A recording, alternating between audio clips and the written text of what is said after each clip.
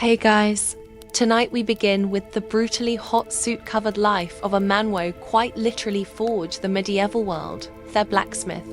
You've probably seen them in movies, hammering glowing iron in slow motion with sparks flying majestically through the air. But trust me, being aerial medieval blacksmith was nothing like a dramatic training montage. It was dirty, exhausting, blister-inducing work. And in most cases, it absolutely sucked. So, before you get comfortable, take a moment to like the video and subscribe, but only if you genuinely enjoy what you do here. And let me know in the comments where you're tuning in from and what iron it is for you. It's always fascinating to see who's joining us from around the world. Now, dim the lights, maybe turn on a fan for that soft background hum, and let's ease into tonight's journey together. You were born into the noble suit-covered lineage of medieval blacksmiths. No crowns, no land, no fancy titles, just the family forge, anvil-shaped blisters, and thiessen of roasted iron baked into your baby blanket. From the moment you can walk without tripping into the fire pit, you're expected to help. By age 6, you're officially your father's apprentice, which is a polite medieval way of saying tiny unpaid assistant with zero rights and permanent soot streaks in your face. Your toys, tongs, your playground, a dirt floor next to a furnace hot enough to cook your eyebrows, while other village kids are rechasing chickens and skipping stones. You're learning how not to die next to molten metal. Fun games include guess how hot this is with your hand. Hold the hammer until your arms fall off, and trin it to cry when you mess up the nail again. Your father, the blacksmith, is a terrifying muscular man whose entire vocabulary consists of sighs, grunts, and the phrase, "Hit it harder." He's gothans like tree bark and a permanent scowl etched from decades of smoky expo and tax collectors. He teaches you everything. How to shape iron, how to fuel the fire, how to keep your mouth shut when a knight insults your work. You don't ask questions. You just observe, absorb, and obey. Mostly best asking questions results in a flying horseshoe and a week of silent treatment. Holidays, nice idea. You didn't get those. The forge doesn't take breaks, and neither do you. Someone always needs something sharpened, fixed, or reforged. You learn quickly that free time is just the time between one job and the next. And while you're technically learning a trade, what you are really learning is pain tolerance, heat resistance, and how to fall asleep standing up. By the time you are 10, you already smell like iron, swear like a miner, and have arms strong enough to carry water buckets that weigh more than your dog. Assuming the dog didn't run away from the noise 2 years ago. This is your life now. Welcome to family business. Hope you like sweet, smoke, and 70 years of back pain. If you thought you'd get a few good years of playtime before the hammer came down, think again. Childhood in the medieval blacksmith's world is more of a suggestion than a phase. The moment you can lift a bucket without toppling over, you're drafted. Forget games, toys, or any concept of fun. Your playroom is a smoke-stained shed filled with sharp objects and open flames. Your jungle gym, a rack of tongs next to a pit of glowing coal. One wrong step and you're jetting an unscheduled lesson in how long your skin can sizzle before dad notices. Your official job title might be apprentice, but what it really means is do everything no one else wants to don't, get yelled at anyway. You stoke the fire, pump the bellows, sweep the floor, clean the tools, restack the coal, entry not to get impaled by a falling horseshoe. All before breakfast, you get paid in food, stern nods, and the occasional grunt of mild approval, which in blacksmith language means, you didn't completely ruin that today. Meanwhile, the village kids you once seen you are out in the fields, maybe throwing sticks or learning how to milk goats. You envy them even if they just smell like cheese and manure. They might grow up to be farmers or shepherds. Humble jobs, sure, but ones that involve a fewer glowing weapons and surprise bones. You, on the other hand, are learning to make nails by hand. Nails. Thousands of them bent, twisted, and reheated again and again, until they are straight enough to hold some lord's chicken coop together. If you are lucky, your father lets you swing a hammer on your own right after he points out every single thing you're doing wrong. And don't even think about saying, "I'm tired." That phrase does not exist in the forge. Fatigue is weakness. The burnout is for candles. You keep swinging, keep sweating, keep smiling, or at least keep from crying where anyone can see. Because in the eyes of your master, who is also your dad, you're not a child anymore. You're a blacksmith in training, and the training never ends. The Inca forge isn't just where you work. It's your entire existence. It dominates your senses, reshapes your muscles, and rewires your brain. By the time you're in your teens, it doesn't just feel like a place. It feels like a living creature, a hot, smoky, temperamental beast that you must feed, control, and fear. You know the sounds by heart, the bellows wheezing, the iron hissing in the water, the sharp clang off hammer on metal echoing like a war drum. There's a rhythm to it, like some brutal medieval symphony, and your body moves in time with it. Whether you're awake or half-fast asleep, you stop noticing the heat after a while. That's not because it gets easier. It's because you've simply accepted it. Like gravity or taxes. You know which stones get too hot to sit on, which coals burn quickest, and which parts of the floor are secretly trying to murder your feet. Your skin darkens from smoke, not sun. Your clothes, some soot-stained tunic and leather apron you wear every day, smell like a mix of scorched wool, grease, and desperation. You don't own many things, but you do own this forge. Not on paper, mind. Your father still technically owns it, but in practice it owns you. You start to forget what silence sounds like. The hiss, the clang, the crackle, it's constant. When the forge does go quiet, it's almost unsettling. You find yourself twitching like you're missing a beat in a song you've been forced to memorize since childhood. Your friends, assuming you've kept any barely see Al. He's probably at the forge become a default status. You're not a blacksmith. You are the forge. A two-legged extension of fire and steel. And strangely, a part of you starts to live it. Not the burns, not the blisters, but the feeling when the shape finally comes out right. When the horseshoe fits. When the blade gleams, when the metal bends to your will. For a moment, you're not just a kid covered in soot. You're a creator, a crafter, an accessory gear in the medieval machine. Then the moment passes. The next order arrives and the fire roars again. Tomato get back to work. By the time your friends are just starting to grow into their teenage limbs, you'll already feel like they've been through a siege. While they are getting taller and stronger, you're getting stooped, scarred, and stiff. Your arms are thick, but not in a heroic knight lifting a sword way. More like teenager who's been repeatedly attacked by anvils. Your back, a tragedy, hunched from hauling metal and leaning over the forge for hours a day. Your knees, they creak when you crouch. Your shoulders pop every time you lift a hammer, which is every few seconds. Somehow that's just part of your personal soundtrack. And your hands. Let's talk about your hands. You used to have fingers.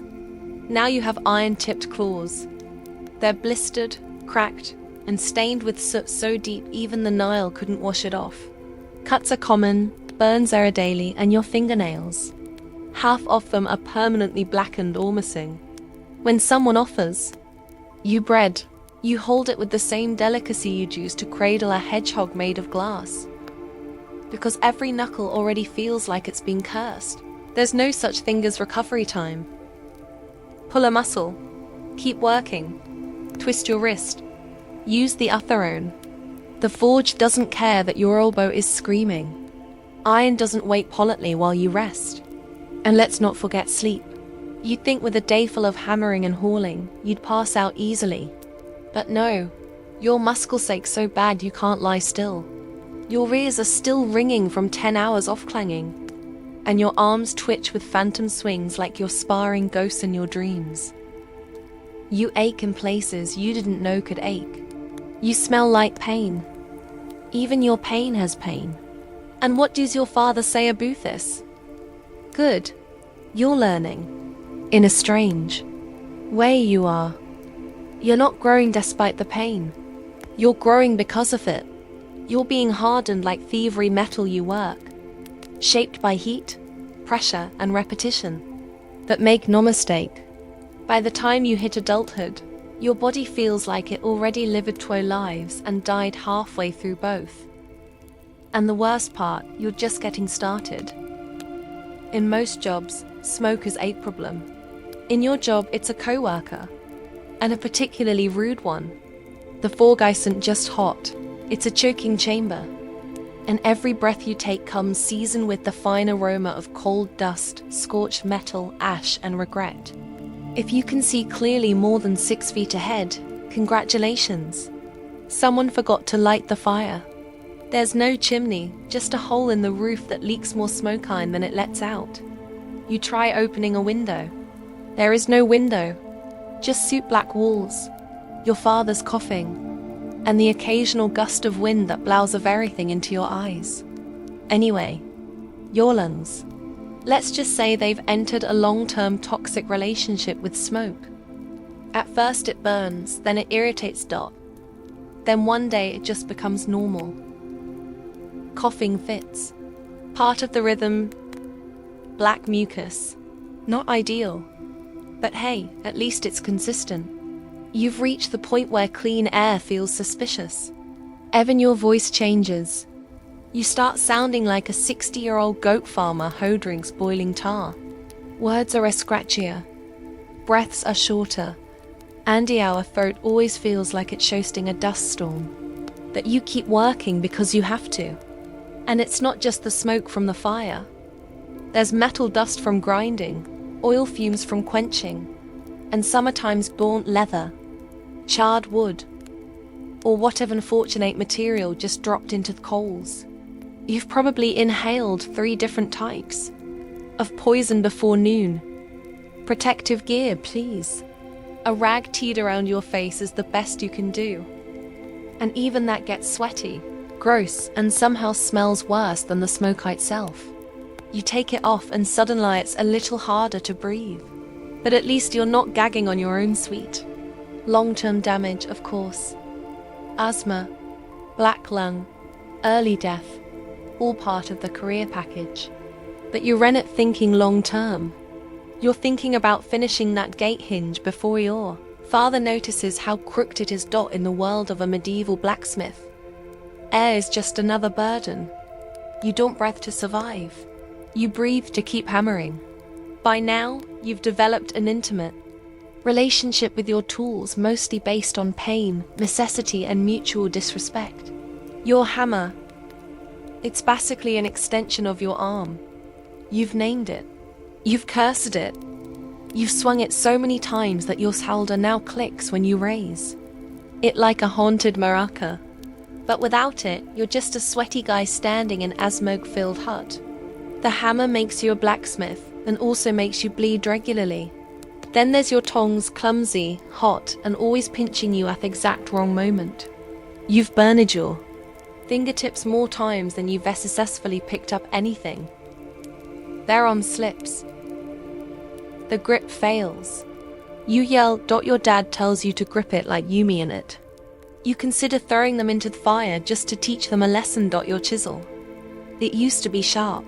Now it's mostly a suggestion of a blade because you've used it to shape, split, scrape, and occasionally pry open stuck doors when your neighbors. Lock breaks, files, awls, punch tools, rivet sets. Your tool bench looks like a medieval torture rack. And honestly, it kind of is. You've been jabbed, crushed, pinched, sliced, and impaled by every atom you own. Your fingers have memory now. They flinch at the mere sight of a new tool. Your apron. It's meant to protect you, and it sort of does. If by protect you mean catch hot metal shards and hold them close to your body like a smoldering hug. It's more scorched than stitched, and the leather stiffens like your corpse every winter. And yet, despite all this, you care for these tools like their family. You sharpen them, oil them, line them up each night because iPhone breaks, you're done. You can't work, you can't earn, you can't eat. No tool, no income. So yes, your tools are your life, but don't be fooled. They've also declared war on your fingers, spine, and sanity. Every day they whisper, "We help you survive, but we'll also slowly destroy you." And you say, "Yeah, that sounds about right. Now pass the hammer." You don't wear a crown, carry a sword, or lead armies. But without you, their village stops functioning by Tuesday. You're the blacksmith, and everyone needs you all the time for everything. You're the medieval equivalent of customer service, tech support, and broadside assistance rolled into honor-suit COVID figure who smells like smoke and shame. The knight needs a new sword. You make it. The farmer breaks a plow. You fix it. A monk's bell cracks. A baker's oven door jams. A shepherd's gate latch won't close. Guess who gets schooled? That's right, you. Every single time, and they all act like you've just been waiting for their problem. They show up unannounced, mid-swing, covered in mud and entitlement. "I know you're busy," they say, "but could you just? Could you just?" The phrase that haunts you. But here's the best part. You never get thanked. They assume it's your duty, that you were born to serve. If their hoe works, their door closes, or their shield holds, they nod and walk away like you were the lucky one. As if you shall be honored to repair their rusty bucket at sunset for half a loaf of stale bread. Payment often inconsistent. Sometimes in coin, sometimes in goods, sometimes in promises they forget by next market day. One man paid you with a dead chicken good for soup. It wasn't. You're also the go-to fixer for problems that don't belong to you. Bent hinges from someone sitting on a gate. You fix it. Broken dagger from a drunk fight. You fix it. Mysterious piece of iron no one can identify but absolutely must be fixed. Yep, still you. Yet when the village praises onion, it's the knight, the priest, or the miller with the extra fat goat. You, your background noise, a necessity, a reliable tool, not a person. But here's the secret. You know they couldn't last a week without your work. Their fields would stall. Their homes would fall apart. Their horses would limp. And while they may not sing songs about you, their entire world is quietly held together by your hands. You'd think peace would be good news. No raiders, no bandits, no screaming noblemen demanding the new sword by sundown. But for you, peace is terrible. For business. Because you, the blacksmith, may work on plows and hinges. But what really pays the bills is war. When there's fighting, everyone needs you. Weapons, armor, arrowheads by the hundreds. Even horseshoes wear down faster under feet of panicked cavalry charges. You're flooded with work. The fog burns brighter. The coins roll in. You may be exhausted, but your belly is full in your debt to the alehouse. Momentarily forgotten. But then the wear ends. The local lord declares a truce. The knights stop marching, and suddenly your orders vanish. No more swords. No more helmets, just a farmer asking if you can sharpen a sickle, and maybe check 3 onions as payment. And sure, you can make household goods, cauldrons, door handles, cooking spits, but there's not much profit in it. Everyone wants you to work like a wizard, but they want to pay you like Astable Boy. You become a negotiator, a beggar, and a merchant. All at once, haggling for decent wages like your forge is a stall at market. And don't even think about raising your prices. People look at you like you just cursed their cow.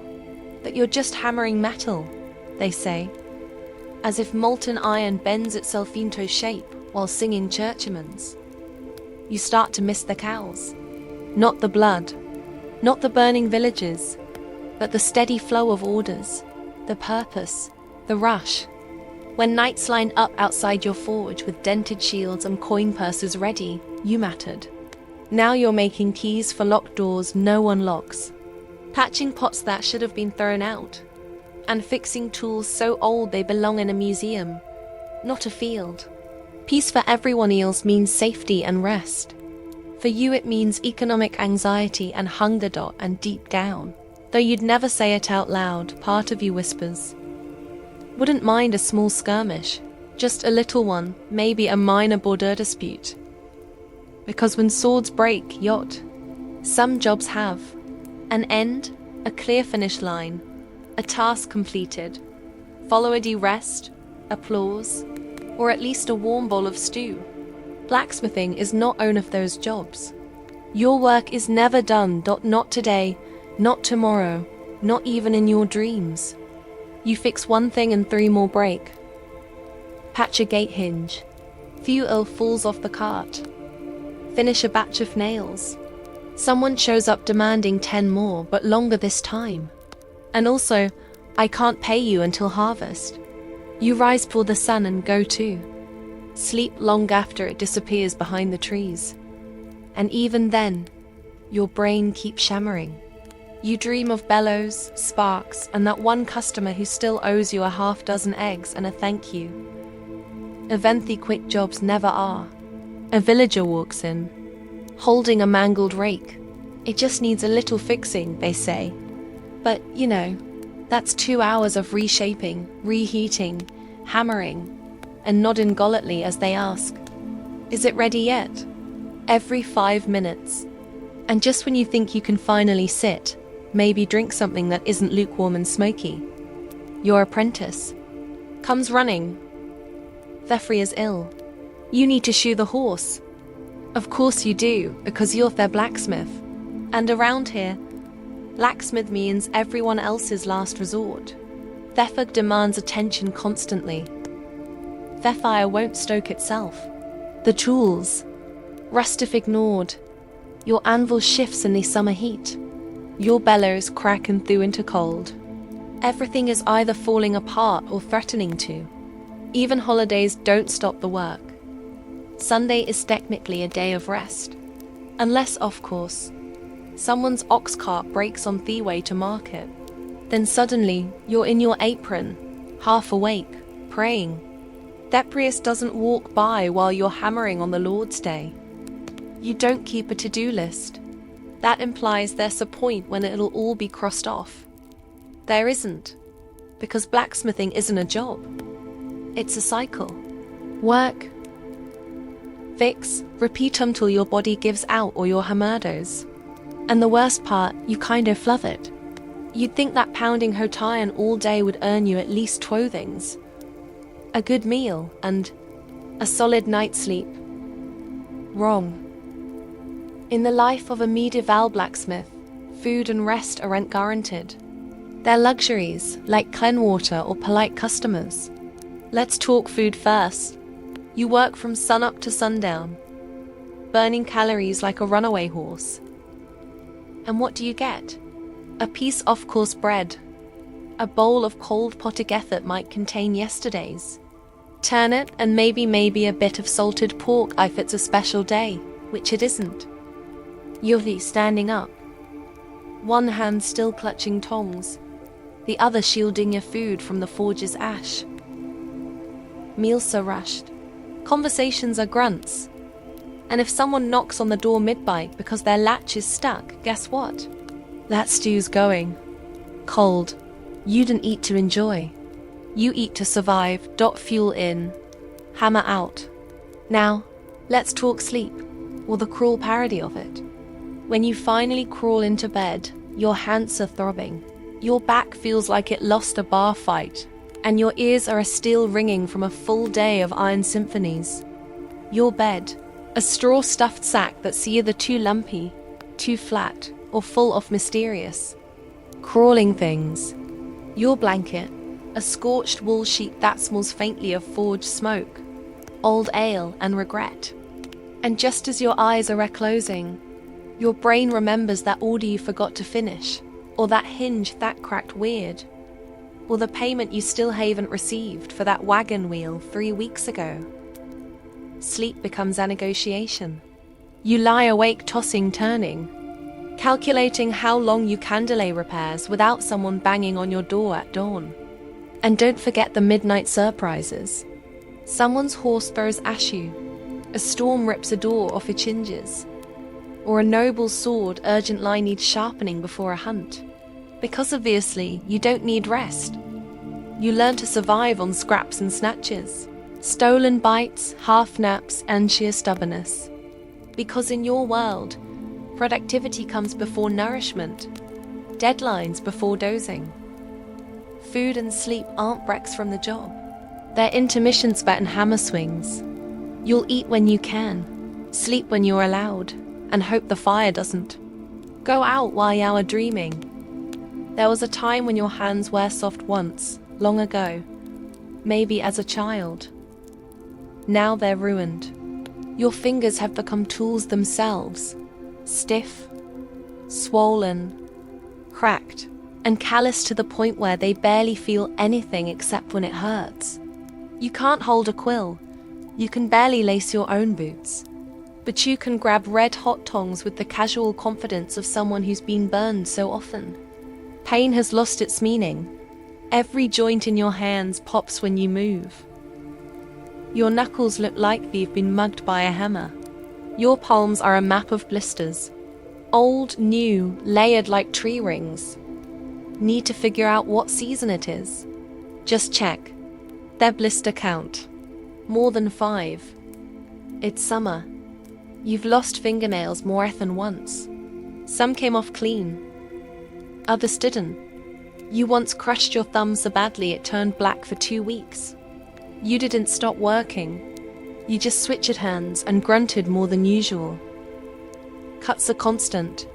Sometimes it's a chippage. Sometimes a file bites you. Sometimes the iron fights back.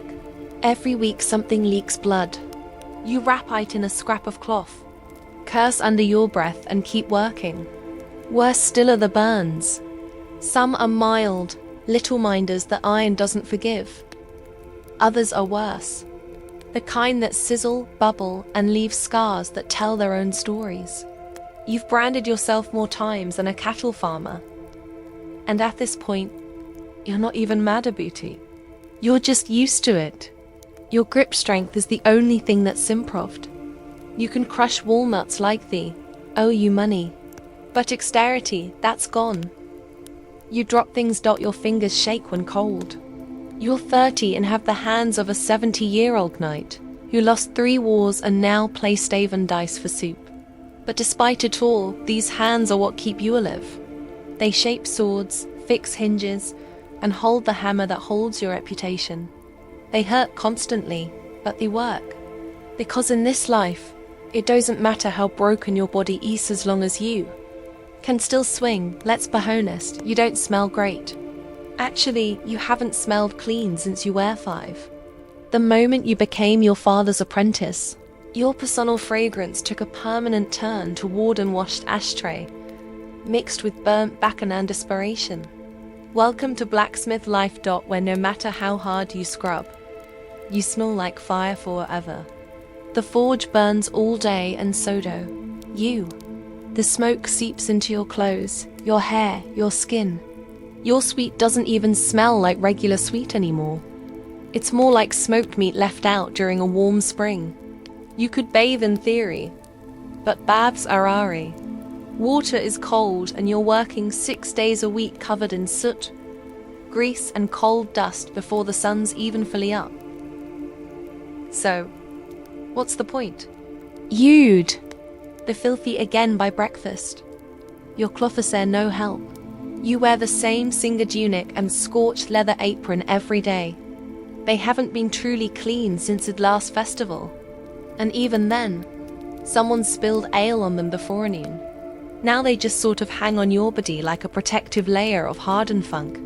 You try perfume, forget it. It lasts 10 minutes before. The forge eats it alive. Flowers wilt near you. Bread goes stale faster. Cats hiss when you pass. And the worst part, people notice. You walk into the tavern, and the crowd parts like the Red Sea. The innkeeper already knows to seat you in the corner near a window, if possible. Not out of courtesy, but survival. No one wants to share a bench with the human embodiment of a burnt fence post. Still, you take it in stride. A little shame is better than going unnoticed.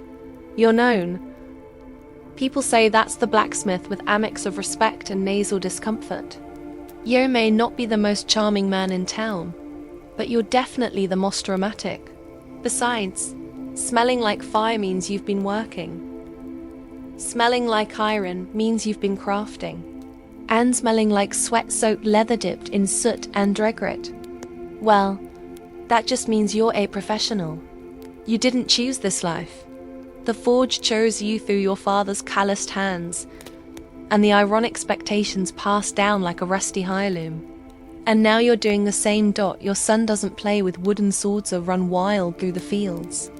He fetches coal, pumps the bellows, holds tongs steady while sparks rain down, and you mutter, "Don't flinch." He's made 7, but already smells like burnt metal and wet burlap. You feel a bit guilty, but only a bit because you are not being cruel. You're preparing him. This is the trade. This is survival. He watches you swing the hammer, and you see the way he stares, wide-eyed, half in awe, half in fear. You remember that look? It's the same one you used to give your father back when he seemed like a mountain. Now you understand. He wasn't made of stone, just exhaustion and responsibility. You teach the boy everything. How to gauge heat by color. How to tap, not slam. How to listen tough metal. You shout sometimes, more out of habit than anger. Hold it right. That's too cold. Don't cry, it's only a burn. You try to soften things when you can. A story by the fire. A piece of dried fruit when you can afford it. But tenderness doesn't last long in Thefug. There's too much work to do. Hishans will soon look like yours. His back will ache before his voice cracks. He'll learn to sleep through ringing gears and wake up before sunrise without being told. He'll outgrow his shirt, but not the burn marks. And when you finally fall apart, knees, shoulders, lungs, he'll carry the hammer you can no longer lift. People might say it's unfair, that the cycle should end. But this is how it's always been. A lineage of soot, steel, and survival. You're not just passing down a trade. You're passing down a legacy. A forge that never cools. So yes, you raise your son to do it all again. Not because you're cruel, but because someone has to keep the fire going. You've spent a lifetime standing too close to fire, swinging too much iron, and breathing too little cleaner. It was never a question of if your body would fail, just when. And now it's happening. Your knees creak like wooden doors in a storm. Your back refuses to straighten. Your fingers, once strong enough to bend steel, now tremble when you lift a cup. The forge still roars, but your arms won't answer. The hammer feels heavier every day, as if it knows it's nearly time to leave your grip. You didn't go out in a blaze of glory. There's no heroic finale, no ballad. You simply slow down. You start handing tasks to your son. You sit more, watch more. He asks you questions, and for the first time you struggle to remember themes was. The villagers start going tohim now. They still nod respectfully when they pass you, but they talk to your boy. He's the one with Thekalaused hands now. The burns are fresh in him. The ache of the craft has shifted to new shoulders. And quietly you're proud. You were never wealthy. You never owned land or books or fine clothes. But you were necessary. Yao kept. Swords sharp, wheels turning, gates swinging, and farms working. The world didn't thank you often, but it moved because of you. You likely won't see 50, most blacksmiths don't. The damage piles up. Lungs blackened from years of smoke. Joints ground. Down like iron on stone. Heart worn out from constant heat and effort. But when you're gone, your work stays. Nails in church doors. Blades at noble hips. Horses sure and ready to ride. You leave behind no titles, just stools, scars, and a son with a hammer. And that, in your world, is enough. They may bury you in a simple grave. No gold, no statue. Just a name carved in wood and a forge that still burns in your memory.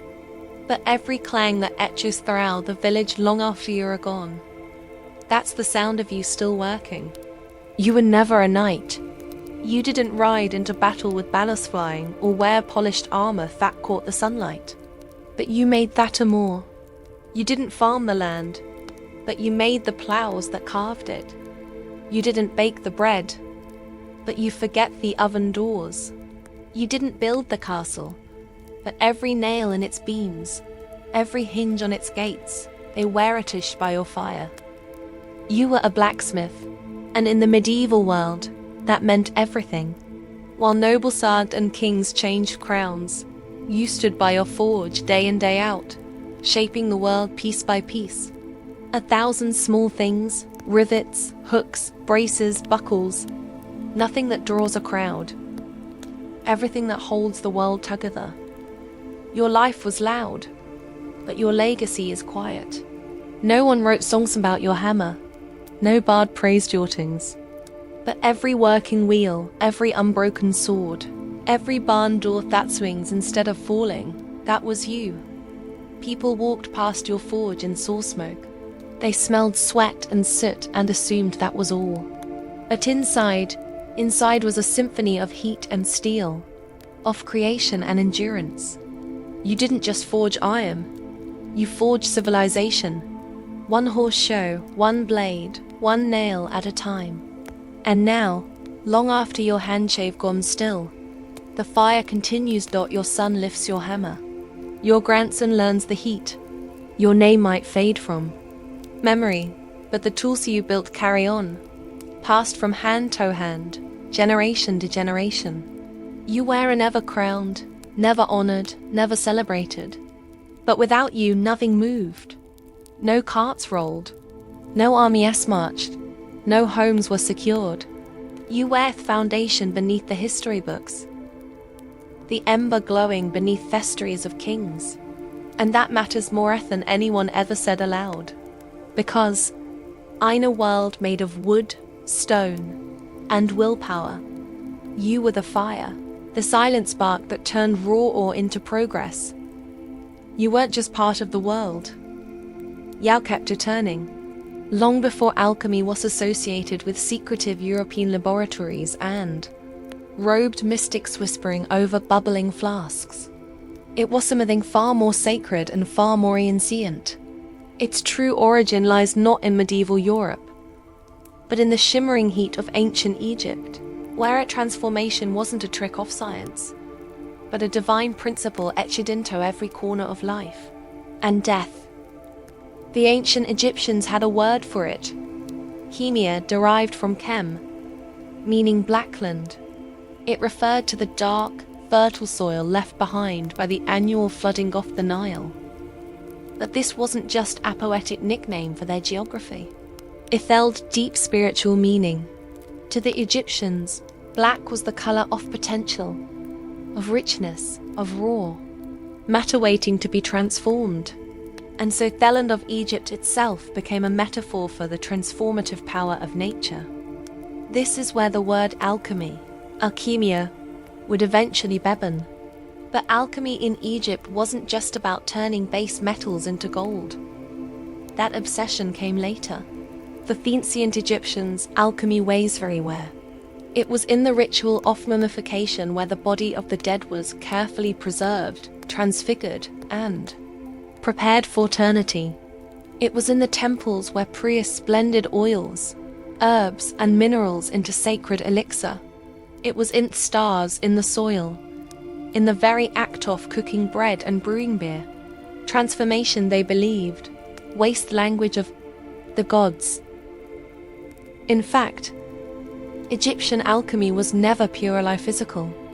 It was spiritual at its core. To change something outwardly, you first had to understand it inwardly. This idea will echo through the centuries in alchemical texts from all cultures. Some legends say that these early Egyptian alchemists were guided by a divine figure, THB as headed god of wisdom, magic, and the moon. According to lore, TH revealed the secrets of creation, transformation, and the soul's journey beyond death. These secrets, it was said, were written on a mystical object known as the Emerald Tablet. But before we get to it, we have to recognize one truth. Alchemy began not as a quest for gold, but as a sacred science of life. In Egypt, it was the fire that gave rise to all others, and everything that came after, from Persia to Paris, would trace its roots back to this ancient fertile land. If ancient Egypt was the birthplace of alchemy, then TH was its divine midwife. In Egyptian mythology, TH wasn't just a god. He was the god of knowledge, magic, writing, time, and thievery laws of the universe. With the head of an ibis and a moon disk above him, both stood for equilibrium. And in a world obsessed with order and transformation, he was sacred scribe of all hidden truths. According to myth, Themi, he embodied it. The Egyptians believed he had authored thousands of books filled with divine wisdom. Most of these were never meant for mortals, but one fragment of his knowledge will change history. The mysterious Emerald Tablet. Whispers of the Emerald Tabletave echoed through time like a riddle carved into the bones of civilization. Said to be inscribed in green crystal or emerald stone, the tablet was a short poetic text, barely a dozen lines long. Yet those lines were believed to hold the ultimate key to transforming matter, spirit, and reality itself. It begins with a sentence that has haunted thinkers for centuries. That which is above is like that which is below, and that which is below is like that which is above.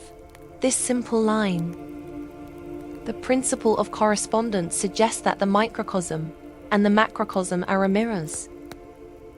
What happens in the heaven happens within the human soul. What changes in the lab echoes in the cosmos. The Emerald Tablet didn't hand out instructions for making gold. It handed out a world view. It said the world is not fixed. Everything can be refined, elevated, transmuted. Not just lead into gold, but ignorance into wisdom, chaos into harmony, the mortal into the divine. Thetablay also speaks of the one thing, the source of all creation, and how it rises from the earth and descends from Neski, carrying the power of all things in its wake. Many saw this one thing as the philosopher's stone, others as the soul, the ether, or even consciousness it sits. But perhaps the greatest mystery wasn't the content of the tablet, but who could understand it. You had to be more than a scholar. You had to be a seeker. And it was this sacred riddle gifted by Thoth that would survive the fall of Egypt and pass like a torch across borders and ages. First to Persia, then to the world. As Egypt's golden age faded, alchemy did not vanish. It migrated, traveling along trade routes carried by scribes, mystics, and conquerors. It passed into the hands of another ancient empire, Persia. But this was not merely a transfer of knowledge. In Persia, alchemy underwent a transformation of its own, one that blended spiritual fire with philosophic thought. The backbone of Persian or chemical thought was deeply shaped by Zoroastrianism. One of the world's oldest monotheistic religions at its heart was the concept of duality. A constant battle between light and darkness, truth and falsehood, purity and corruption. Fire, the purest of elements in Zoroastrian belief, wasn't just a symbol. It was sacred. It burned in temples representing divine wisdom, and that fire would light the crucibles of early Persian alchemists. But while spiritual ideas burned bright, it was a Greek-Egyptian mystic named Zosimus of Panopolis who gave the alchemy its first real voice, one that still echoes today. Living in Roman Egypt around the 3rd or 4th century CE, Zosimus was an ordinary philosopher. His writings fused technical descriptions of furnaces, stills, and elixir with stronger visionary journeys. In his most famous dream, he sees himself dismembered, burned, and transformed in an alchemical force. But rather than horror, this vision is divine. It's the symbolic death of the self, the purification of the soul. Zosimus didn't think alchemy was just about changing metals. He believed that the alchemists must themselves be transformed. Just as base matter must be broken down before becoming gold, the alchemist had to suffer, purify, and transcend. In his words, alchemy was a mystery of spirit and matter alike. He introduced the idea of spiritual alchemy, a concept far ahead of his time. Zosimus's writings are full of strange symbols: lions devouring sphinx, men melting into colored vapors, divine beings emerging from fire. These weren't chemical notes. They were metaphors for the soul's journey toward perfection. Zosimus was also one of the first to stress that true knowledge couldn't be bought or memorized. It had to be earned. The path of the alchemist was a path of discipline, suffering, and revelation. His influence would ripple across centuries and continents, and though many of his texts were lost or misunderstood, one thing was clear: alchemy was no longer just a pro to science. It had become a sacred philosophy. As embers of ancient knowledge flickered across the remnants of Egypt, Greece, and Persia, a new empire rose, and with it, a golden age of wisdom under the banner of Islam. From the 8th through the 13th century, a vast intellectual illness began. While Europe descended into the Dark Ages, cities like Baghdad, Cairo, and Cordoba became sanctuaries for philosophy, mathematics, astronomy, and alchemy. At the heart of this revival stood a man whose name would become legend: Jabir ibn Hayyan, known in theist as GBA. More than a chemist, more than a philosopher, Jabir was a fusion of both. Often called the father of chemistry, his contributions to alchemy were so profound that they laid the foundation for modern science itself. Working in the courts of the Abbasid Caliphate in the 8th century, Jabir approached alchemy not as mysticism but as a structured, testable discipline. He introduced laboratory methods still recognizable today: distillation, crystallization, sublimation. He invented new instruments, refined acids, and wrote over 100 texts, blending philosophy with chemical experimentation. But he didn't abandon spiritual roots of the craft. Far from it. Jabir believed that everything in the universe was composed of combinations of 4 elements: earth, air, fire, and water, and infused with spiritual qualities. His system added a complex blend of numerology, astrology, and symbolism. In his view, every transformation in the material world mirrored a deeper transformation in the soul. Jabir also introduced the idea of balance or manisan as the key to alchemy. Just as the body must be balanced to remain healthy, so must metals be balanced to attain perfection. Gold was not simply a metal. It was matter in perfect equilibrium. And if balance could be achieved through careful processes, then even the basest metal could be elevated. His influence didn't stay within Islamic borders.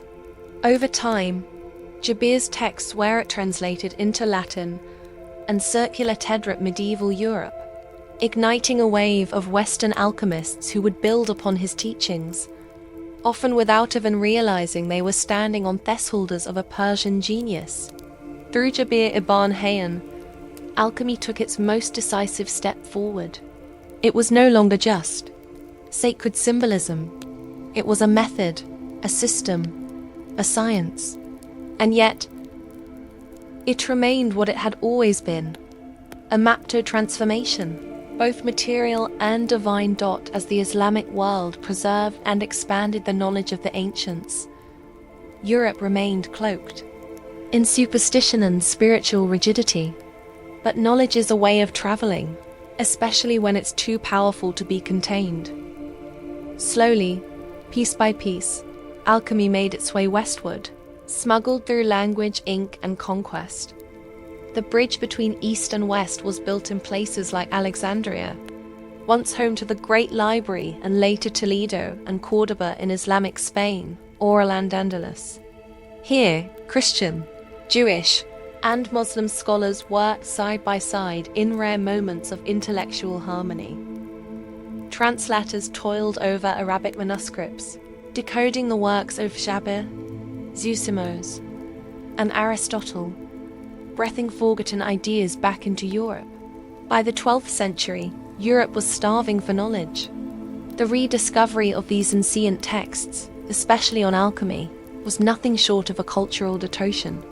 But what arrived wasn't the practical science of chemistry alone. It was alchemy in its fullest form, a fusion of spirit, matter, and meaning.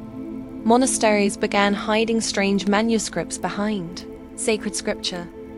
Monks experimented with metals not just to purify them, but to purify themselves. And in hidden chambers and candlelit studies, European minds began to obsess over one idea: transmutation.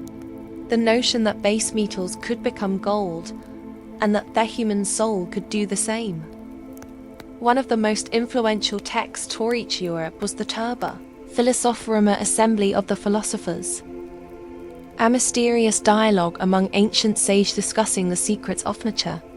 Then came the Picatrix, a massive Arabic grimoire filled with astrological and alchemical symbolism. These works didn't just pass on recipes, they carried worldviews, and those worldviews planted seeds in curious minds.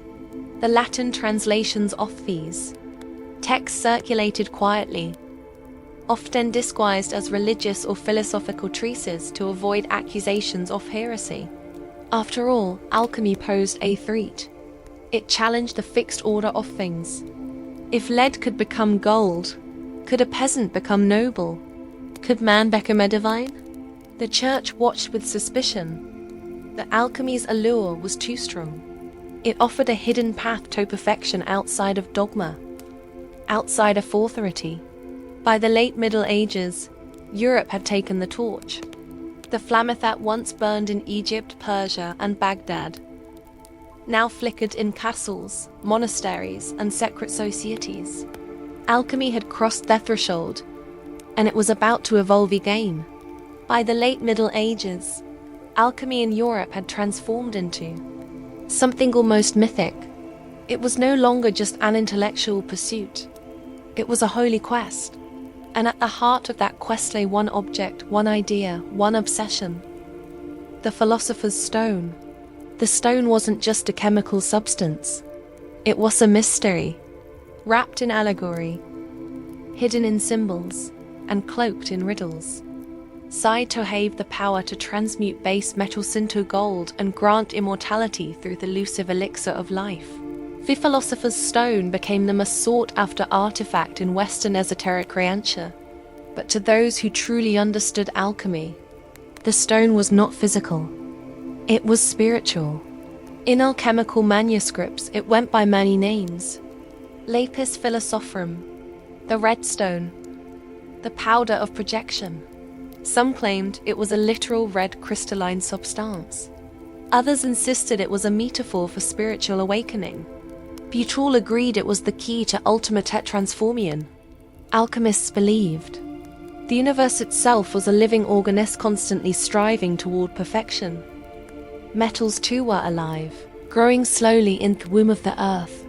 Lead was simpler match of gold, and just as naturally evolved toward balance, man could evolve as well. The philosopher's stone was the accelerant of their evolution. European alchemists like Albertus Magnus, Roger Bacon, and later Paracelsus devoted their lives to understanding the processes of nature in pursuit of this ultimate truth.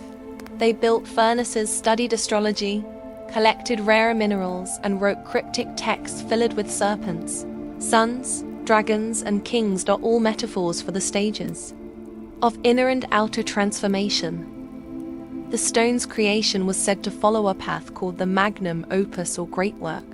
It began with Negrado, their blackening, symbolic of death, decay, and the breaking down of ego.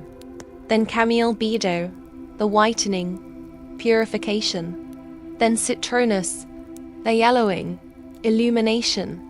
And finale Rubido, the renewing, rebirth, and the emergence of the stone. But why hide this process in metaphor? Because true transformation, alchemists believed, wasn't meant for the uninitiated. The stone would reveal itself only to those who were ready, not just intellectually, but spiritually. To seek the stone was to seek perfection, and while many searched for gold, the wisest alchemists knew the only thing worth perfecting was the soul. As alchemy took deeper root in medieval Europe, it began to slip into theschadaus, what was once open dialogue in temples and scholarly exchanges. In courts now became hidden practice. The reasons were many: religious scrutiny, political fear, and the simple fact that alchemy's language had become a secret code decipherably to the initiated. The church, wielding enormous power, saw in alchemy both promise and danger. While some Christian mystics embraced it, seeing the transmutation of metals, a mirror of Christ's resurrection, others condemned it. The idea that man could manipulate nature, even achieve a spiritual ascension outside of divine grace, was heretical. To avoid persecution, alchemists cloaked their teachings in allegory and symbolism. Thus began an era where alchemy went underground, hiding in secret societies, coded manuscripts, and obscure symbols that only insiders could interpret. The Rosicrucians, a mysterious brothel that surfaced in the 17th century, claimed to hold ancient alchemical wisdom passed down from Egypt and Arabia. Their manifestos spoke of spiritual enlightenment, divine harmony, and the hidden sciences. Though no one could prove their existence, their ideas spread like wildfire, inspiring generations of seekers. Then there were the Freemasons, whose roots trace back to stone builders, but whose rituals echoed deeply with alchemical philosophy, purification, transformation, inner light. Whether or not they practiced alchemy in the literal sense, their symbolic language aligned perfectly with its aims, the building of the perfect self. Alchemy also found refuge in books of scripts.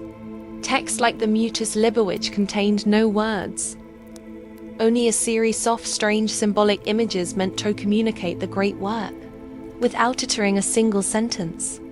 Other manuscripts were written in green language, a form of wordplay, puns, and poetic double meanings that concealed their deeper truth. The alchemist's life had become one of duality. Outwardly ascetic, physician or monk, quiet, obedient. Inwardly a revolutionary, chasing the divine through fire and metal, spirit and stone. The very secrecy that threatened alchemy also preserved it. Like a fire buried beneath ash, it smoldered unseen, passed down from master to apprentice, generation to generation. And in these quiet shadows, alchemy continued to evolve, not just as an early science, but as a living philosophy, one that would soon encounter its greatest challenge, the birth of modern chemistry. By the 17th and 18th centuries, a quiet revolution was brewing, one that would both inherit and bury the legacy of alchemy. The Age of Enlightenment had arrived. The mysticism and metaphor that once cloaked alchemical thought were no longer welcomed in scholarly halls. In their place came a new language: empiricism, logic, and repeatable results. Alchemy's success had arrived. Its name was chemistry. This wasn't an abrupt execution. It was a slow, methodical transform. Many of the earliest chemists were in fact alchemists. They simply shifted focus. The goal was no longer spiritual perfection or the transmutation of souls, but measurable change. No more dragons and black suns, just beers, balances, and praises education. One of the final nails in the coffin came with Robert Boyle, often called the father of modern chemistry. In his 1661 book, The Skeptical Chemist, Boyle argued that matter was made up of atoms and that chemical reactions could be explained without mystical forces. Hadn't mocked alchemy, but he stripped it of its esoteric language. Boyle believed in the alchemist's power to transform, but insisted it must be explained through natural laws, not allegory. Soon after, Antoine Lavoisier will discover the role of oxygen in combustion and disprove the ancient theory of the four elements: earth, air, fire, and water. The periodic table would follow. Laboratories become molecular temples of knowledge. Alchemy with its hidden codes and sacred metaphors was seen as outdated, an embarrassment to real science. But there's the paradox. Chemistry owed its very existence to alchemy. The tools, the techniques, the curiosity, it all came from the furnace of that ancient craft. Alchemy had walked so that chemistry could run. Still, the world was changing. Industrialization demanded results, not riddles. Governments funded laboratories, not lodges. The philosopher's stone was replaced by the microscope. The Olympic by Thevenson. Burner. What was once sacred had become material. Yet not all was lost. In hidden corners and quiet minds, alchemists still breathed, not as a science, but as a symbol of transformation, of unity, of the eternal dance between matter and spirit. And while the world turned to chemistry for answers, some still look to alchemy for meaning, because some fires never goot. They just burn beneath the surface. Alchemy may have vanished from the house of science, but it never truly did. Instead, it transformed just as it always taught that all things must. What began in the tombs of Egypt, refined in the fire temples of Persia, and encoded in the hidden texts of medieval Europe, didn't simply disappear. It evolved, splintering into chemistry, psychology, medicine, and even modern spirituality. Its outward form was shed, but its inner message endured. In the 20th century, a new kind of alchemist emerged, not with a furnace, but with a notebook and a mind full of dreams. Carl Jung, the Swiss psychologist, rediscovered the hidden wisdom of alchemy and gave it new life. He argued that the ancient alchemists weren't just transforming metals. They were unconsciously mapping the human psyche. The blackening negrado was depression. The whitening albedo was insight. The reigning rubo was the birth of a unified self. The philosopher's stone, Jung said, was individuation, the process of becomingwal. Alchemy, it turned out, had always been about more than gold. Today, we see its fingerprints everywhere, in self-help books preaching transformation, in stories of heroes who descended into darkness to return reborn. In the very language we use. Words. Liquefy, distill, purify. All echoes of the alchemist's path. Even in science, the spirit of alchemy lingers. Chemists still transmute elements in nuclear reactors. Physicists speak of dark matter and unified fields with the same wonder alchemists once had for ether and quintessence. The search for the fundamental building blocks of the universe continues. Only the language has changed, but perhaps the true legacy of Alchemy lies in its insistence on wholeness. It never separated spirit from matter or science from mystery. It taught that the transformation of the world begins with the transformation of the self. That behind every experiment was a sacred question. Who are you becoming in the process? In a world driven by speed, by technology, by feckled precision of data, alchemy whispers an ancient truth that to change anything truly, you must also be willing to change yourself. And so the alchemist fire still burns, not in crucibles, but in hearts, waiting, calling, transforming. Because alchemy was never just a science, it was a mirror. At first glance, Cappadocia seems like a surreal painting. Its surface are dotted with towering stone chimneys and dripping ridges carved by wind and time. Tourists marvel at the strange beauty above. But what most never realize is that the real wonder lies beneath their feet. Deep under this Turkish landscape lies a forgotten world, a labyrinth of subterranean cities stretching 4 miles. These aren't simple caves or makeshift shelters. There are entire urban complexes hidden underground, complete with residences, chapels, wells, food storage, stables, and even schools. Some go down as far as 18 stories, housing thousands of people. The shadows of the earth. The most astonishing part, many of these cities were completely unknown until the mid-20th century. In 1963, a man renovating his home in the town of Deering knocked down a wall in his basement. What he found behind it wasn't brick or dirt. It was a tunnel. That tunnel led to another, then to a chamber, then to a spiral staircase. He had accidentally uncovered an ancient entrance to one of the largest underground cities in the world. It was as if an entire civilization had chosen to vanish beneath the ground, leaving behind no sign except silence. But Daring Q was just one of many. Over the decades, archaeologists have identified hundreds of underground settlements throughout Cappadocia. At least 40 major ones interconnected through narrow corridors and secret escape routes. These weren't random burrows. They were deliberately planned and engineered. Massive stone doors could seal off passageways from the inside. Ventilation. Shafts brought fresh air from the surface. Wells tapped into underground aquifers, ensuring fresh water even under siege. Why would anyone build something so elaborate under the earth? That question has haunted historians for years. Theories abound with these cities' hiding spots from invading armies, monastic refuge, secret spiritual shelter? Or were they something far older, far stranger? Whatever their reason, one thing is clear. Cappadocia wasn't just a region. It was a refuge. A world beneath a world.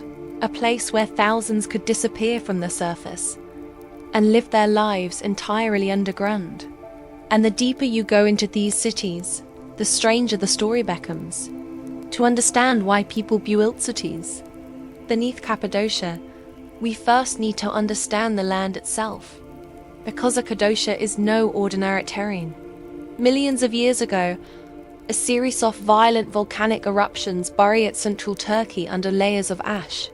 That ash hardened into a soft, porous rock known as tuff, a material light and auto carved with basic tools, yet strong enough to hold its shape over centuries. Rain and wind shaped it into strange formations. Fairy chimneys, conical towers, mushroom-like spires. The entire region looked like something torn from a dream or a different planet. The ancient people didn't just marvel at Derek. They worked with it. Early settlers realized that this volcanic stone was a gift. They could carve althomes, chapels, storage rooms, even entire complexes without lumber or bricks. And unlike surface dwellings, these stone chambers stayed cool in the scorching summers and warm during freezing winters. Above ground, they carved churches into cliff faces. But below ground, that's where the real magic happened. It likely began with simple caves, small hideaways to store food, to escape heat, or to shelter from storms. But over time, as threats grew and communities expanded, those caves grew. 2. They evolved into interconnected rooms, then levels, then networks. And once the digging started, it didn't stop. Entire societies fished beneath the soil, carving deeper and deeper, not randomly, but with intention. Tunnels connected homes to kitchens, stables to wells, rooms to couples. They created ventilation shafts that reached the surface and filtered fresh air through multiple stories. They even dug vertical staircases wide enough for people and livestock, yet narrow enough to defend. What's truly incredible is how ancient these structures may be. While many underground cities were expanded during the Byzantine era, some archaeologists believe that the original levels, especially in places like Derinkiyu and Kakla, could date back to the Hittite Empire or even earlier, around 2000 BCE. This land invited transformation, and the people of Cappadocia responded, bishoping it not with machines but with patience, vision, and survival in mind. The earth wasn't just a foundation. It was a shelter, a fortress, a second sky, only inverted and filled with secrets. But what exactly were they hiding from? That's the question we explore next. Beneath the quiet town of Derinkiyu lies something extraordinary. A city not above the earth, but deep beneath it. A city that no one even knew existed until 1963. When a man doing simple renovations in his home knocked down a wall and found a dark tunnel stretching beyond sight. That tunnel led to chambers. That chambers led to corridors. Staircases spiraled downward into the rock, leading from room to room, level to level, until eventually explorers found themselves standing 18 stories beneath the surface. They had uncovered Derinkiyu, the largest and deepest underground city ever found in Cappadocia and possibly the world. What archaeologists found was staggering. This wasn't a temporary hideout or an emergency shelter. Derinkiyu was a living city carved entirely out of volcanic stone. It had homes, churches, communal kitchens, wine and oil presses, storage rooms, schools, and even a baptismal chamber. It could house an estimated 20,000 people along with their livestock and food supplies. It was engineered with remarkable precision. Massive, rolling stone doors shaped like millstones could be pushed to seal off tunnels in case of attack. These weren't simple blocks. They were perfectly fitted, movable from the inside and nearly impossible to force open from the outside. Ventilation shafts snaked upward through the rock, delivering fresh air to the deepest levels.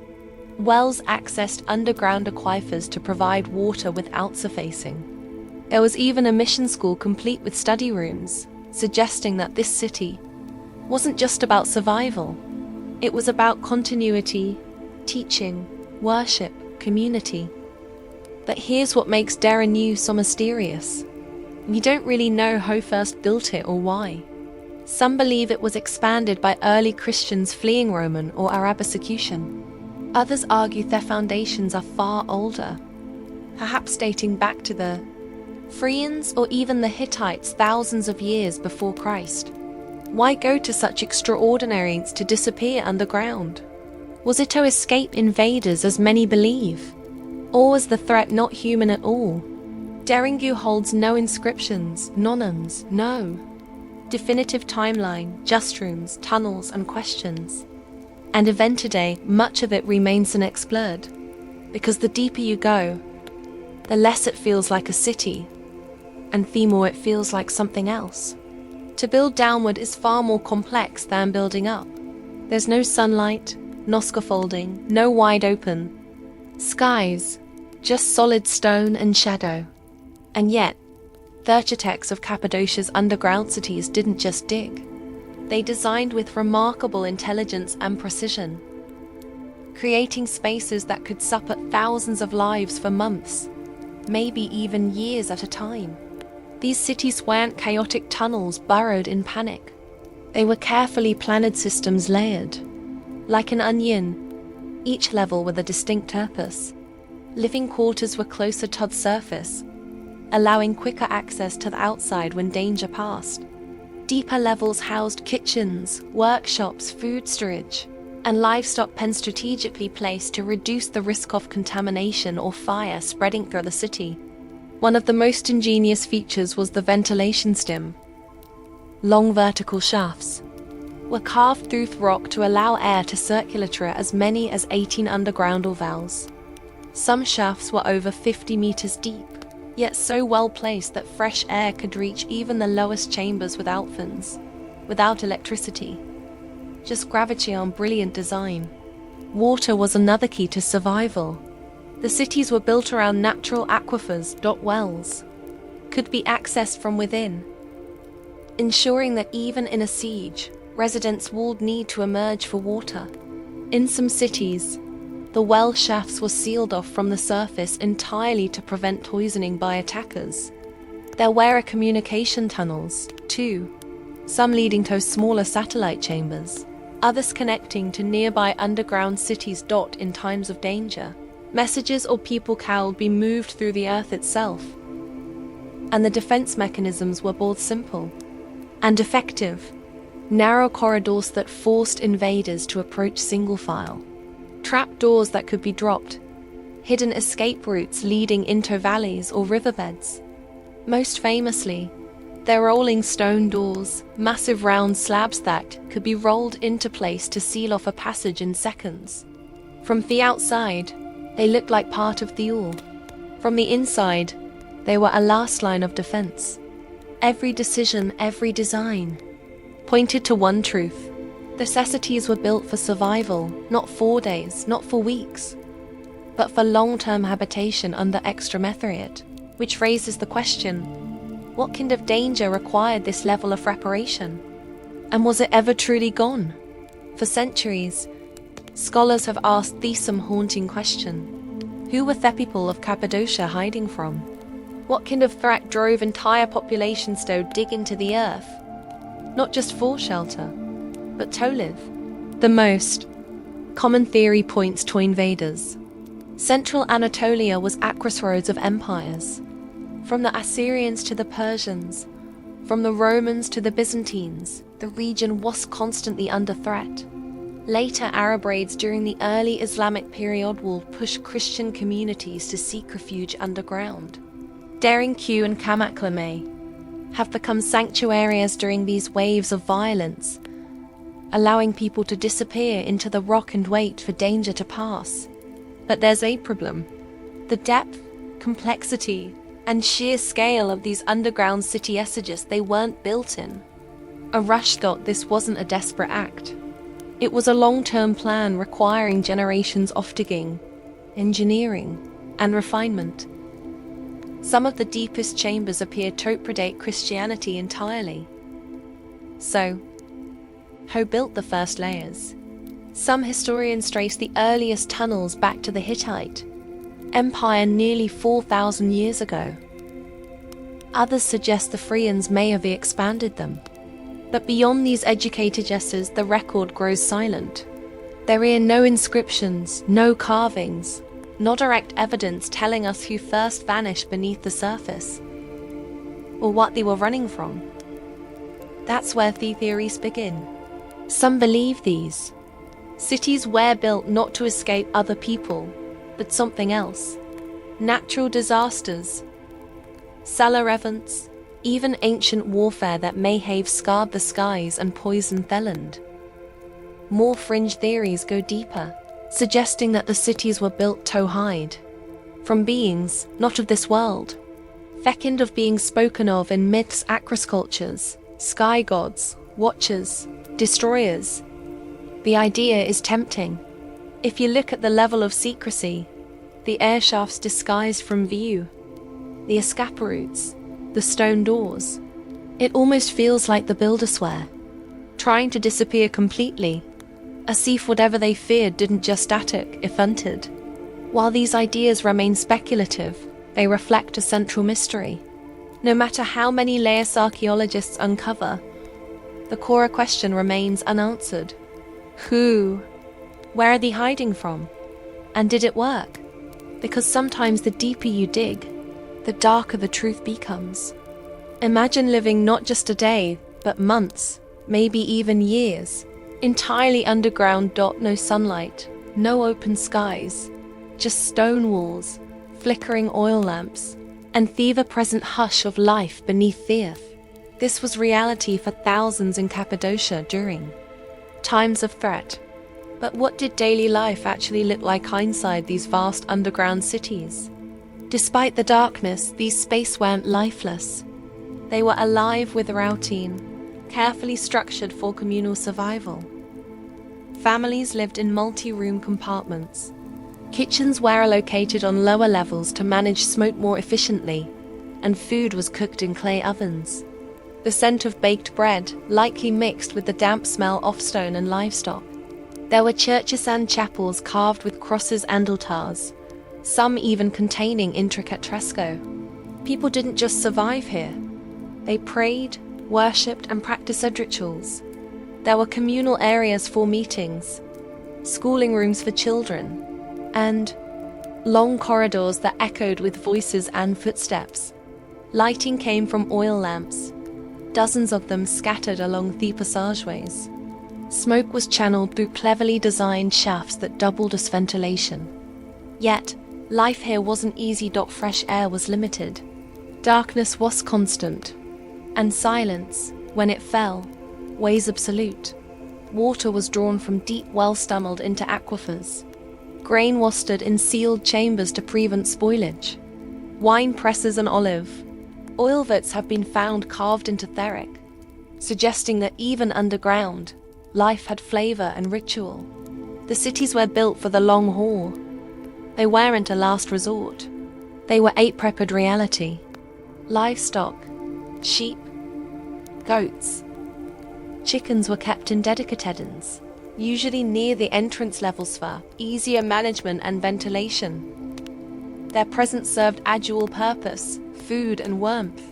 Despite the confined spaces, their builders understood the psychology of survival. Rooms were laid out in ways that gave families privacy, while shared spaces created a sense of community. Life underground wasn't just about feeding. It was about preserving a way of life, a culture and a people. It's a humbling thought. While walls ragged above, entire civilizations continued below, hidden in silence. People married, taught their children, mourned their dead, all within stone chambers lit by fire. To live underground was not to live in fear, it was to live with intention. Cappadocia's underground cities weren't isolated pockets of refuge. They were part of something much bigger. Beneath valleys and hills of this volcanic region lies a vast network of tunnels, chambers and hidden passageways that seem to connect multiple cities together. Deringu, Karklu, Oskak, and others may not have just been separate talents, but pieces of an unified subterranean civilization. Some of these tunnels stretch 4 km, weaving beneath the countryside like veins under skin. Narrow, winding, and often no wider than a man's shoulders. They were likely used for scrap movement, escape routes, or even transporting messages and supplies from one underground complex to another. During Kuyu and Kakla, 2 of the largest cities are believed to be linked by such a tunnel, nearly 9 kilometers long. That's not just impressive engineering, it's evidence of coordinated planning on a scale rarely seen in ancient Chita. If true, it means multiplicities could support one another in teams of siege or crisis, functioning almost like an underground federation. But these tunnels weren't just for utility. They were also defensive, built with multiple bottlenecks, blind, turns and choke points. They forced any pursuer to enter one at a time, making them easy to trap or ambush.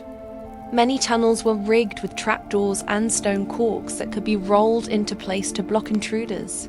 Still, the full extent of these networks remains unknown. New passageways are still being discovered. In 2014, an even larger underground complex was accidentally uncovered beneath Nevshire, possibly Dorfingervan Daring Kuyu. Archaeologists believe it could contain dozens of levels, aqueducts, places of worship, and countless more tunnels yet to be mapped. What were these tunnels truly for? Where are these simple escape routes? Or fine infrastructure of a society built to live without ever being seen? The more we uncover, the more we realize Cappadocia's underground isn't just a collection of homes and halls. It's a system planned, connected, hidden beneath our feet for thousands of years. And maybe, just maybe, there's still more waiting to be discovered. Entericity is buried not by time, but by intention. Because in Cappadocia, the earth doesn't just hide secrets, it protects them. Despite decades of excavation and study, Cappadocia's downright cities remain wrapped in mystery. The stone walls may be silent, but the questions echo louder than ever. Not just how they were built, but why. And when historical answers fall short, myths and alternative theories rush in to fill the void. One of the most enduring questions is about the true age of these cities. Conventional archaeology ties their major expansion to the Byzantine period when Christians sought refuge from invading forces.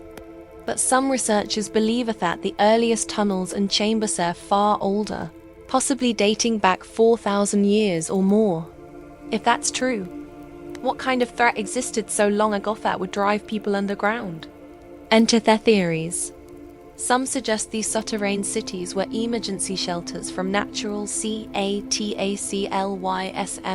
massive floods, solar flares, volcanic winters, or ancient climatic disasters. The layout of the cities, self-sufficient, hidden and sealed, could be interpreted as long-term survival bunkers prepared for environmental collapse. Others look to cosmic explanations. Ancient astronaut theorists argue that early civilizations may have built the cities to hide from entities they described as gods, beings who descended from the sky and ruled with fearsome power. Could the underground cities have been a shield from something not of this earth? One local legend speaks of giants that once roamed the surface, driving people below. Others tell of fire from the heavens and enemies that came with burning eyes. 2. The modern ear. These may sound like metaphors or memorials distilled by centuries of oral tradition, but they hint at something defying enough to push entire cultures into the rock. There are also theories tied to the symbolism of the earth itself. In some ancient traditions, descending into the ground represents a journey into the underworld, a metaphorical death and rebirth. Were these cities spiritual sanctuaries, places of ritual transformation? Or were they never abandoned but forgotten on purpose? The truth is, no single theory explains it all. The scale, the age, the precision.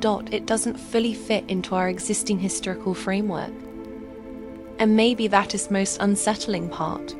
Because of Somates, what lies hidden isn't just this story.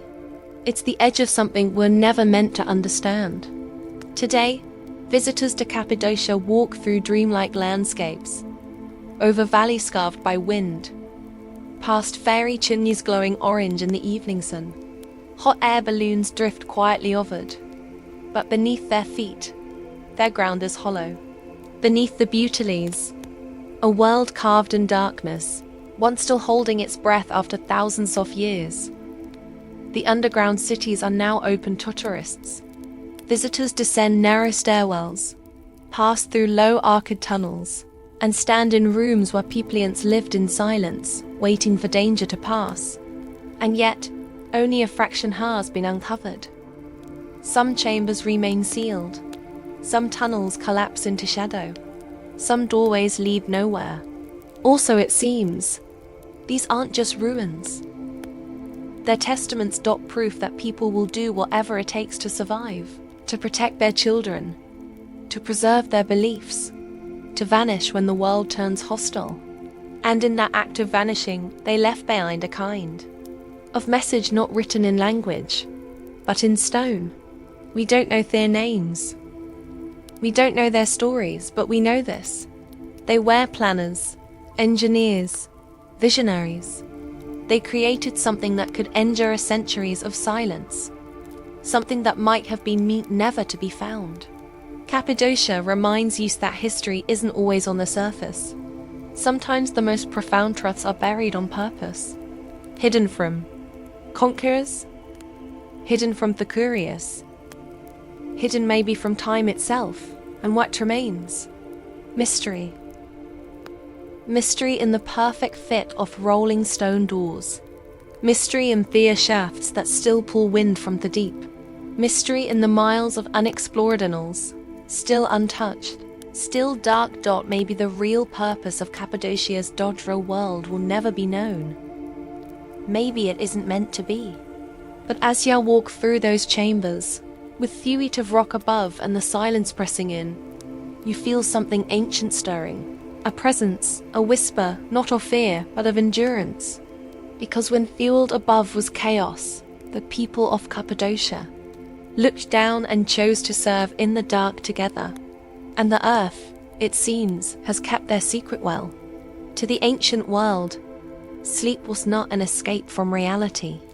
It was an entryway into something deeper. Dreams weren't dismissed as random thoughts or figments of imagination. They were taken seriously. In fact, they were considered messages, sometimes warnings, sometimes prophecies, and often direct communications from gods or spirits. For ancient civilizations, their boundary between the physical and spiritual world wasn't sharp. It was porous, and in sleep, that boundary grew thin. The act of dreaming was sacred, mysterious, and often terrifying.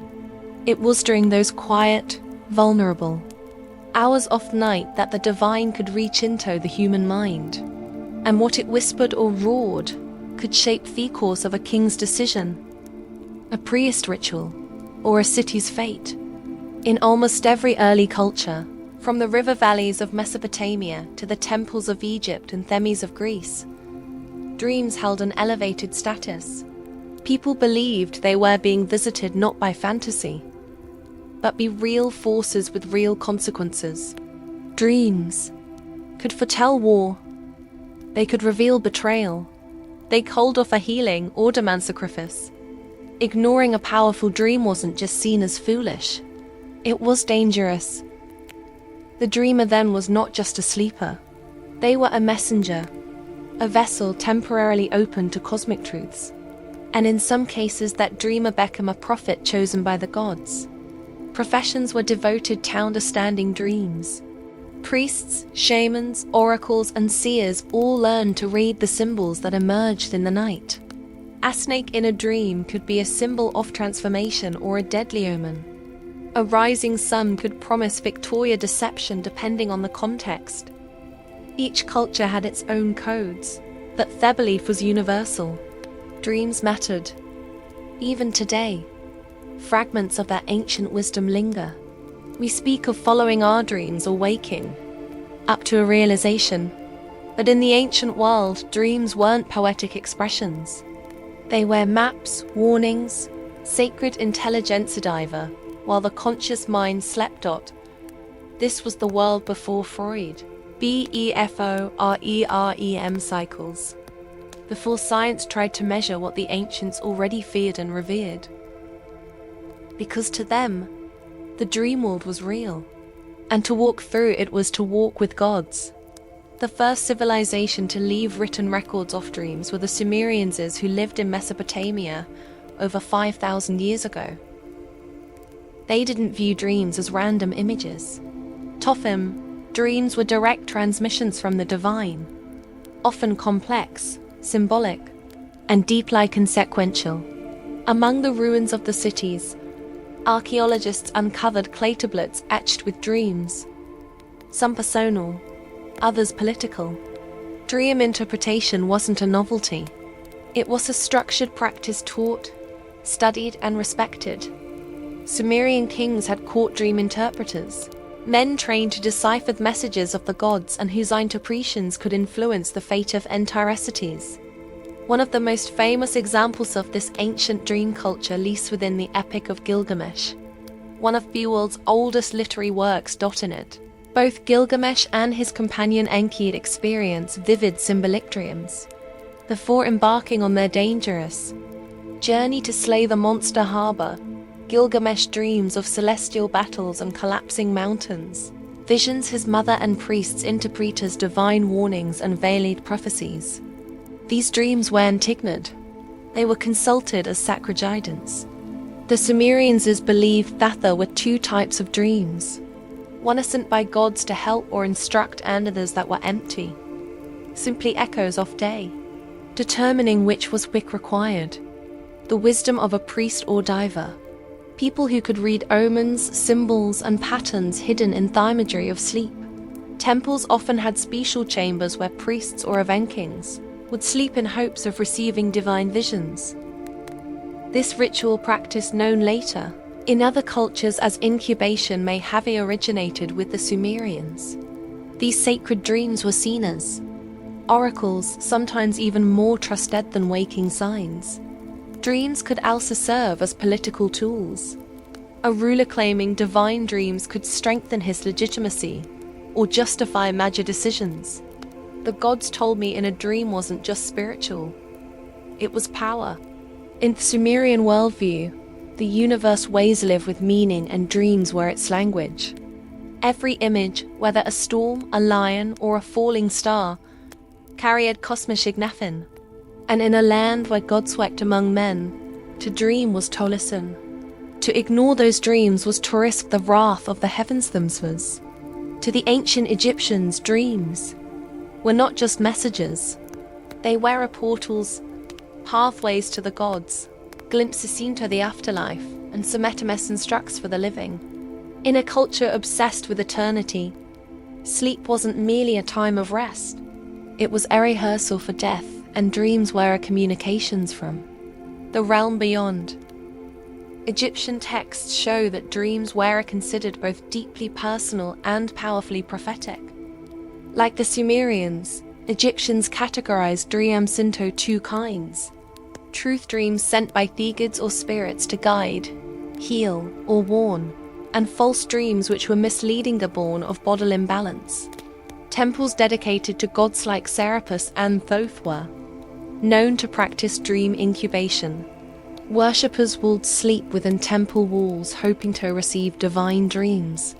These temple dreams were often recorded, interpreted by priests, and even carved into stone. In some cases, a person might receive not just visions, but healing through dreams. One of the most fascinating articles is the Ramside dream book dating to around 1300 BCE. This papyrus scroll is essentially a catalogue of dream symbols and their meanings. It lists over 100 dreams, each paired with an interpretation. For example, if a man sees himself eating crocodile flesh, it means he will gain power over his enemies. Another entry warns that dreaming of drinking warm beer means impending sorrow. These interpretations are taken seriously. Pharaohs, generals, and priests all sought their council of dream interpreters who acted as intermediaries between the dreamer and the divine. Egyptian mythology also linked dreams to the ka, the soul. During sleep, the ka was believed to leave the body and travel to other realms. What it saw there returned as dreams. Sometimes these were visions of loved ones long dead or encounters with gods, bearing messages. Occasionally, dreams were considered visits from malevolent spirits, and protective spells were recited to keep such forces at bay. Even in tomb inscriptions, dreams appear. Kings described how gods came to them in the night, offering divine sanction for their rule or guidance for their legacy. In the land of pyramid-sand gods, dreams weren't illusions. They were revelations. And to dream was to step briefly into thetanol. In ancient Greece, Dreams occupied a space between medicine, mythology, and philosophy. To the Greeks, dreams were more than personal. They were cosmic messages delivered by gods, heroes, or reverend forces from the underworld. Built like earlier civilizations, the Greeks also began to ask why we dream, planting first seeds of psychological. The most sacred place for dream revelation in Greece was the Asclepion, a healing temple dedicated to the god Asclepius, the divine physician. Pilgrims came from across the Mediterranean to sleep inside these sanctuaries in a process called incubation. Before sleeping, they would bath, fast, pray, and sometimes offer sacrifices, all to prepare their bodies and souls to receive healing dreams. In these dreams, it was said that Asclepius himself would appear, diagnosing their illness or prescribing a cure, sometimes even performing dream surgery. Temple priests called therapeuti interpreted the dreams and applied treatments based on what the gods revealed. This blend of medicine and mysticism was highly respected, and it worked, or at least seemed to. The walls of Asclepions were covered in inscriptions, thanking the gods for miraculous recoveries. But dreams in Greece were not only for healing, they were political and prophetic too. In Homer's epics, dreams come directly from Zeus. In the Iliad, the god sends a deceptive dream to Agamemnon to influence battle strategy. In the Odyssey, Penelope speaks of two gates of dreams, one of horn, from which true dreams emerge, and one of ivory, from which come lies. Dream interpretation became a respected craft. Philosophers like Aristotle and Heraclitus pondered the nature of dreams, wondering whether they came from divine origins or simply the stirrings of the soul. Meanwhile, Artemidorus of Daldis, a 2nd century dream interpreter, wrote the Honora Critica, a 5-book manual on how to decode dreams based on profession, gender, status, and symbolism. His work was referenced for centuries. The Greeks believed that during sleep, the soul loosened its grip in the body, floating in a liminal state where it could glimpse deeper truths. Whether sent by gods or born from inner reflection, dreams were never meaningless. To the Greeks, to dream was not just to see visions. It was to momentarily touch the divine mind. In the ancient world, dreams aren't just reflections of the mind. They were often believed to be prophecies. Many civilizations saw the dream state as a space where time unraveled, allowing the future to bleed into their present. To dream was sometimes to witness fate before it arrived, and that knowledge carried both great power and deep responsibility. Across Sumer, Egypt, and Greece, history is filled with rulers, generals, and prophets who acted based in their dreams. 1. Wrong interpretation could cost a kingdom. One correct reading could change the course of history. In Mesopotamia, dreams of celestial omens, falling stars, dark suns, or blood-red rivers were seen as signs of coming war or disaster. Priests kept detailed records of these dreams, looking for patterns that might predict fate of empires. These records weren't just stored, they were consulted during times of crisis. The Egyptians also viewed dreams as divine warnings. Pharaoh Thutmose IV famously claimed his reign was foretold in a dream, one in which the Sphinx spoke to him, promising kingship if he cleared the desert sand from its body. Whether fact or political storytelling, that dream secured his legitimacy in the eyes of the people. In the Greek world, prophetic dreams played out on the battlefield and in political chambers.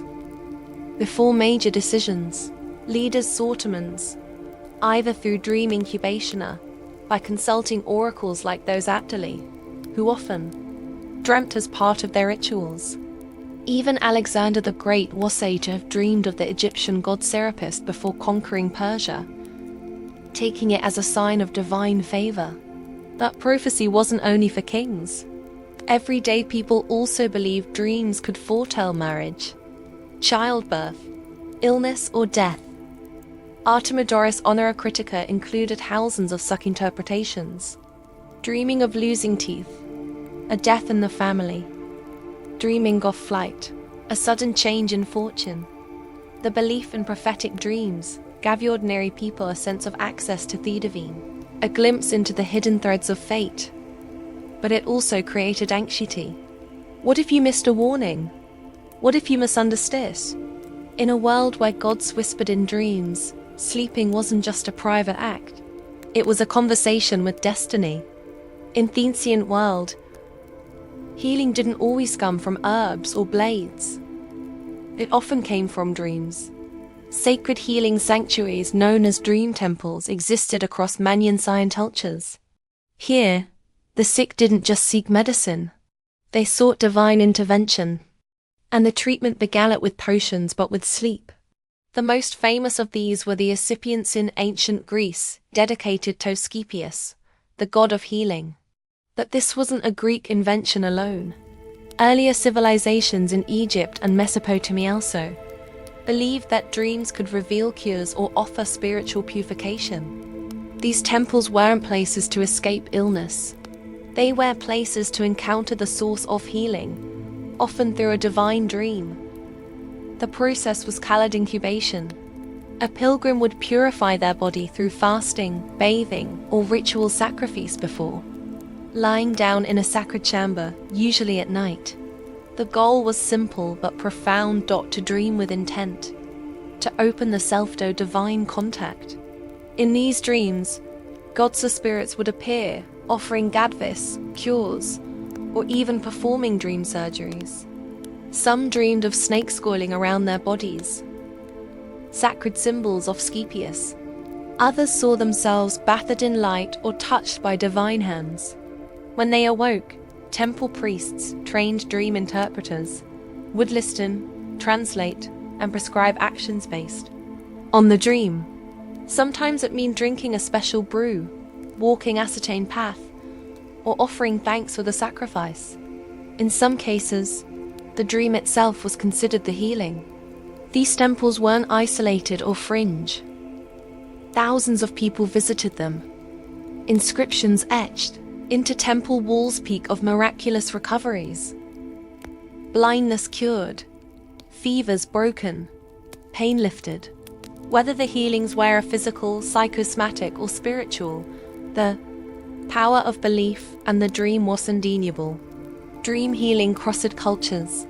In Egypt, people visited temples of Serapis or Imhotep seeking similar nighttime revelations.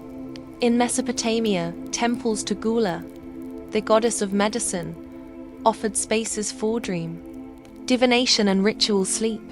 What united all these practices was a shared belief.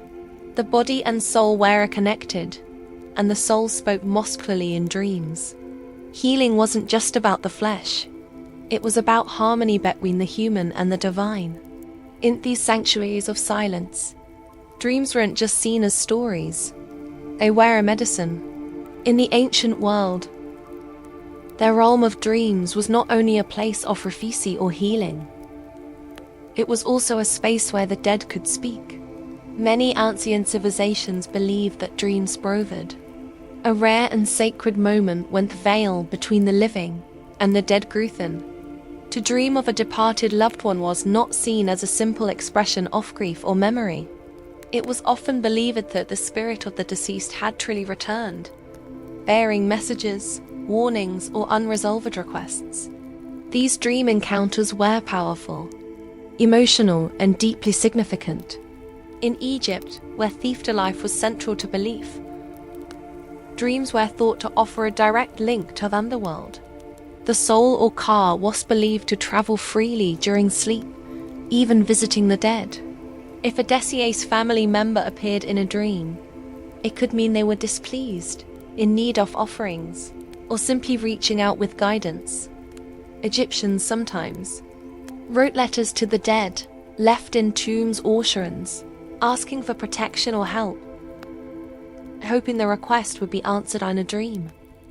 In Mesopotamia, dream encounters with the dead were treated with reverence and caution. The dead were believed to retain power in afterlife, and a dream visitation could be a sign that something was amiss. Perhaps a neglected burial ritual or an unfulfilled vow. These dreams were often followed by ritual purification or offerings to set things right. The Greeks also took dreams of dead seriously. In Homer's Odyssey, Odysseus descends into the underworld and speaks with the spirits of the fallen. A vision that mirrors what many believed could happen during sleep. The philosopher Heraclitus said, "The waking have one world in common, but the sleeping turn aside each into a world of his own." That private world was where the dead could slip through. Even beyond Europe and the Middle East, many cultures held similar views, that the dead were not entirely gone, and that dreams were their language. When the voice of a lost parent or child spoke in the night, it wasn't poetic, it was real. To the ancients, sleep was not a place to forget. It was where the past could still reach out, and sometimes ask to be remembered. To ancient civilizations, dreams weren't just messages. They were puzzles rich with symbols, strange creatures, impossible events, and celestial signs. Dreams were believed to carry coded language from the divine. Interpreting them wasn't easy. It required training, intuition, and often ritual. In Mesopotamia, Egypt, and Greece, professional dream interpreters acted almost like priests or shamans, studied vast collections of dream records, memorized symbol meanings, and knew how to distinguish between a true dream and a meaningless one. Their interpretations could influence public policy, medicine, and even warfare. Across cultures, certain dream symbols appeared again and again, and they were rarely literal. A snake might meander in one dream, transformation in another. Seeing fire could be a warning of destruction or purification. Flying might symbolize the soul breaking free of earthly burdens or a longing to escape something in waking life. In Egypt, dream books outline hundreds of these symbols. Dreaming of drowning might signal an emotional storm to come. Seeing oneself blind could foretell a spiritual awakening or a painful truth hidden in plain sight. These were not guesses. They were part of a vast ancient language of symbols trained over generations. In Greece, Artemidoros of Daldis compiled the Oniritica, a 5-volume manual of dream analysis. He emphasized that dream interpretation wasn't universal. Context mattered. A farmer dreaming of a flood means something very different than a sailor dreaming the same. The Wana Critica is one of the earliest known texts to suggest that personal experience shapes dream meaning, a remarkably modern idea for the 2nd century. Dream interpretation was alcity to divination. Dreams were seen as sewn thread in a web of omen signs and sacred messes. Dreamers might consult oracles, draw lots, or perform ritual offerings to clarify what they had seen. Some even kept dream journals inscribed in papyrus or clay, not just for personal insight, but to share with their community. For ancient people, symbols weren't just subconscious images. They were keys, part of the divine languages but in sleep. And understanding that language meant unlocking the will of the gods, the forces of fate, and the secrets of the soul. To the ancients, a dream wasn't just history. It was a message in code sent from Thestas. Today, we often treat dreams as fleeting fragments, strange images quickly forgotten after we wake, or at best material for therapists and artists. But to the ancients, dreams were far more than mental noise. They were sacred, structured, and respected. They offered guidance, healing, connection with the dead, and glimpses of the divine. Dreams were a part of the fabric of life, woven into medicine, religion, and governance. So, what happened? Science and rationalism rose, particularly in the post-Enlightenment West. Dreams were reclassified, no longer messages from the gods. They became neurological blocks, electrical impulses, memory fragments, or emotional processing. These sacred became clinical. the symbolic whilst reduced to chemical. But even now, in moments of grief, change or deep intuition, dreams still matter. We still search them for meaning. A dream of a lost loved one can bring closure. A recurring nightmare can reflect stress or a truth we don't want to face. Modern psychology, beginning with Freud and Jung, tried to reclaim some of that ancient understanding, recognizing that dreams hold power, even if we no longer call it divine. What the ancients understood is that the dream world is not separate from life. It is a mirror reflecting not only our fears and desires, but something bigger, something eternal. Whether it was a god speaking from the darkness, a warning about tomorrow's storm, or the voice of a parent long buried, dreams offered something society could not provide during waking hours. A conversation with the unknown. And maybe that's what we've lost. The humility to listen to what sleep might be trying to tell us. Across time and civilization, one belief remained constant. Dreams are not random. They are doors. And the question isn't whether they're real. It's whether we're willing to walk through them. In every ancient temple, every scroll and tablet, we hear the same whisper. Pay attention. Close your eyes not to forget the world, but to understand it. Because in the silence of night, when the noise of the world fades, we might just hear what the Sumerians, Egyptians and Greeks already knew, that dreams are no techos of the mind. They are the language of the soul.